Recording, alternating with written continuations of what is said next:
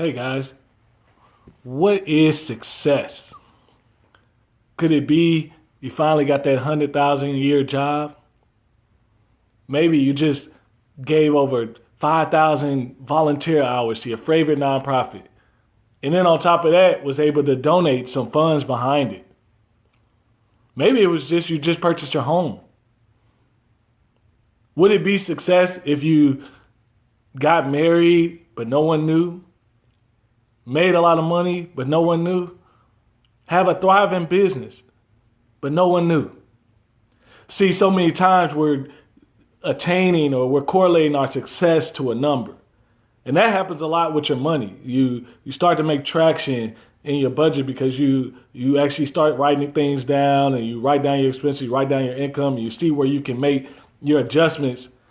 And your success comes when you realize, hey, I actually have a little bit more money than I thought I did. But a lot of the success can be mirrored by what you think or what you perceive, or perhaps what is influenced to you to become. So I would challenge you today, really look at, hey, what is your success? Maybe you went to school and graduated, but you got student loan. But hey, you graduated. And that may not be a success to you, but it was a success to your family. Those who came before you, your parents and brothers and siblings and things of that nature. But then also, it's a success for your kids and nephews and nieces. Why? Because you might have student loans, but they don't. Or they won't, because they now have seen your path, and you maybe have that conversation with them on how they can make it through a little bit better. Or maybe your highest points or your parents' highest points was 50, 60,000, and your starting point was 50, 60,000. So in some respects, that's a success for them, but it's not necessarily a success for you. But hey, getting a job, doing something in your field, living your passion, that's a success. It's too often we get bombarded about, hey, your house is not big enough. You're not driving the right car. You're not wearing the right shoes. You're not dressing a certain way. You don't talk a certain way.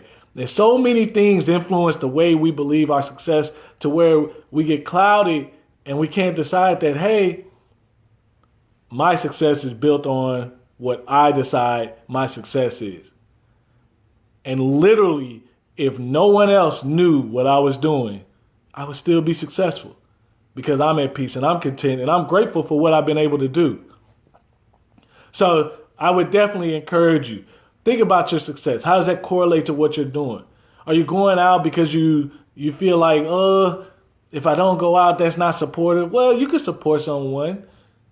And just because you don't go out with them, and just because you may not be able to make that graduation or wedding or special event, whatever it may be, doesn't necessarily mean it's not a success and you're not supportive to that person. But also, in terms of your money, you also have to realize each decision you make, where you decide to work, how you decide to work, what you decide to take as far as pay, that predetermines what options you have. And why does that matter? Because that starts to impact when you try to stretch the numbers out further than they should be going. You start to feel that conflict and you start to feel that tension when you're trying to stretch a number out. Maybe you bought a car on a $500-$600 car payment on top of a $1,100-$1,200 rent. Maybe you shouldn't be staying where you're at. Maybe you should have a roommate. Maybe you shouldn't have a car note. Maybe you shouldn't have that car. All these different things can and will start to affect you, especially in your money. But again, a lot of things that I speak about is ways to handle your money, it's ways to view your money, but it also is ways for you to be better and more secure in how you're dealing with your life. And that's ultimately what you want to do. I do want you to win with money, but everyone's not going to win with money on the same level. There are a lot of millionaires, but there may be only a few multimillionaires. And there may be only a few who get to 20 and 30 and 40 million. How successful you are, even if you're only at $1 million, would you still be at peace at that? If you're only at 500,000, maybe that was the best you could do. Would you still count that success? Would you still, if you're retired, paid off your home, worked a great job, gave a lot to a lot of people, Are you not as successful as someone who may be able to do it at a larger scale? Well, the only reason why they're usually at a larger scale is likely because of the skills that they're doing in comparison to the marketplace. It had a higher demand. But it doesn't evaluate more that one person is more successful than the other. One person could be better at doing a particular job than the other, but not one is more successful. So really think about where you're going, what you're doing with your funds.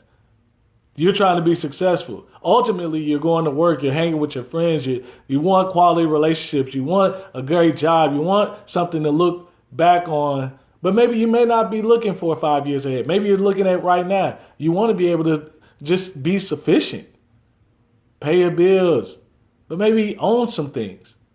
Maybe own a little bit more of your time, meaning you got a little bit more flexibility.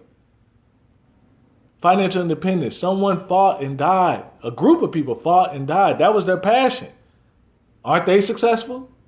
Because we have a lot of liberties that they didn't necessarily have at that time. So I would encourage you, really look at what do you think is successful. Move the items. Move the clamor. Yeah, not saying get rid of your friends. Maybe they're not as close as you used to be because you guys are not on the same path. But you can be successful. You probably already are. Look more at the gratitude and what you can't get instead of what you can get. Enjoy your weekend. I hope you guys had a great holiday.